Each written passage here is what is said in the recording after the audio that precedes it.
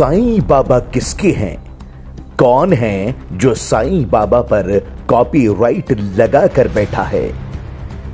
कुछ भी समझने और राय देने से पहले जरा ये सोच लीजिएगा कि आखिर हम बात क्यों कह रहे हैं।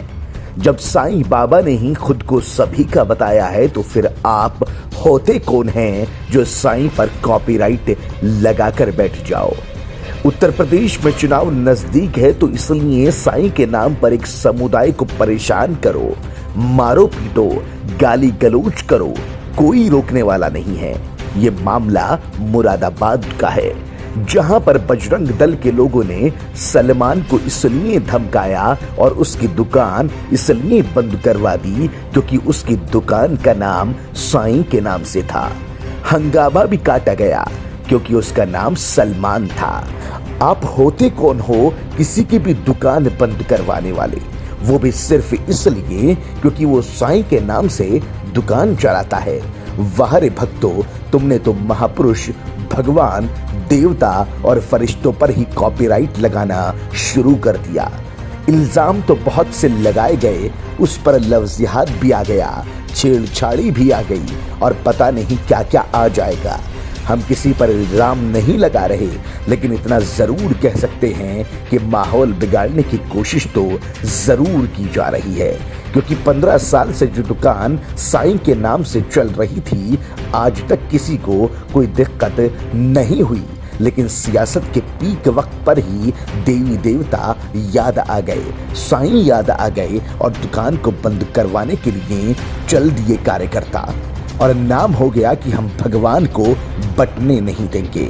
अरे भगवान को तुम क्या बांटोगे, भगवान तो सबके हैं। ये बुद्धि विहार में एक दुकान थी, साईं जूस सेंटर। तो कार्यकर्ताओं को पता लगा तो कार्यकर्ता गए, उससे ऐसा निवेदन किया कि दुकान का नाम बदल दो, ये हिंदू देवता का नाम है, हिंदू भगवान का नाम है। हम इधर पूछते हैं, आप एक मुस्लिम व्यक्ति हैं, शब्बू नाम है, तो अपने ही धार्मिक चिन्हों को बनाकर धार्मिक नाम रख के ऐसी दुकान खोली है। तो जब निवेदन नहीं माना तो 100 नंबर को फ़ोन किया गया, पुलिस को बुलाया गया, पुलिस से उसे पकड़वा दिया गया। फिर थाने में हम भी पहुँचे तो थाने में जो है मुकदमा लिखवाया गया। फिर कुछ अधिकारी एडीएम सिटी, एसपी सिटी और एएसपी साहब आए, बातचीत हुई तो इस बात पे सहमति बनी कि वो अपना नाम, जो दुकान का नाम है, वो चेंज करेगा, बदलेगा। उसको जो है मुस्लिम चिन्ह या मुस्लिम जो अपनी जो है मान्यताएं हैं उनके आधार पर उसका नाम रखा जाएगा। तो इस सहमति से यहाँ जो है आपस में समझौता हो गया और हंगामा तो खूब कटा, मामला भी खूब बिगड़ा, माहौल भी खूब बिगाड़ने की कोशिश की, लेकिन जब मामले को हाथ से निकलता हुआ देखा गया तो एसपी सिटी को थाने में पहुंचकर इस मामले को संभालना पड़ा। दो पक्षों में कुछ झगड़ा विवाद हुआ था ये बुद्धि विहार में। एक कोई व्यक्ति अपना जूस सेंटर चला रहा था तो वहाँ लोगों ने जाकर उसके कुछ मिसहैंडलिंग की है, उसी पर जो कंप्लेंट मिली है उन पर कार्रवाई की। मतलब सर किस नाम से चला रहे थे जूस सेंटर जो चला रहे थे? जो भी है, कोई साईं जूस सेंटर था, उसको लेकर। तो सर अब जूस सेंटर का नाम चेंज करने के लिए बोल दिया है उन्होंने? आज के वक्त में लोगों को धर्म के नाम पर लड़ाना इतना आसान हो गया है कि कोई भी किसी भी वक्त कुछ भी कर सकता है।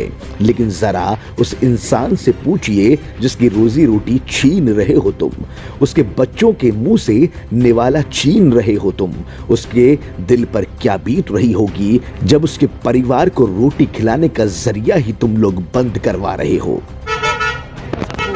शब्बू क्या हुआ, ये लोग क्यों इकट्ठा है, क्या वजह है, क्या कहा आपने? मुसलमान होने की वजह से दुकान जो है कह रहे हैं बंद कर दो। क्या नाम है दुकान, क्या नाम है? Sai juice, new Sai juice. कब से कर रहे हैं दुकान आपकी? दुकान 15-16 साल हो गए। कौन लोग हैं जो बंद करा रहे हैं? ये तो मुझे मालूम नहीं, जो है फ़ोन करा था, जो आओ जो है।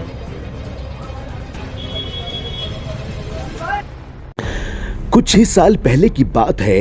इफ्तार में हिंदू और दिवाली होली पर मुस्लिम खूब साथ खुशियां मनाते थे, लेकिन अब माहौल ऐसा बना दिया गया है कि इंसान को अपना दुश्मन समझ रहा है, उससे नफरत कर रहा है, उसको दूर भगा रहा है। लेकिन याद रखना, अगर इसी तरह भगवान के नाम पर, धर्म के नाम पर, जात पात के नाम पर लड़ने लगे तो आने वाली नस्लें तुम्हें माफ नहीं करेंगी। जिन बच्चों के, आने वाली नस्लों के हाथ में कलम और किताब होना चाहिए, अगर उनको लाठी, डंडे, तलवारें, हथियार देने की नसीहत दोगे तो फिर आने वाली पीढ़ियां बर्बाद होंगी, और बर्बादी ऐसी होगी कि वो न तुमसे संभलेगी और न उनसे संभलेगी जो सिर्फ कुर्सियों पर बैठकर ये पूरा माजरा देख रहे हैं। ब्यूरो रिपोर्ट, बेबाक आवाज टीवी।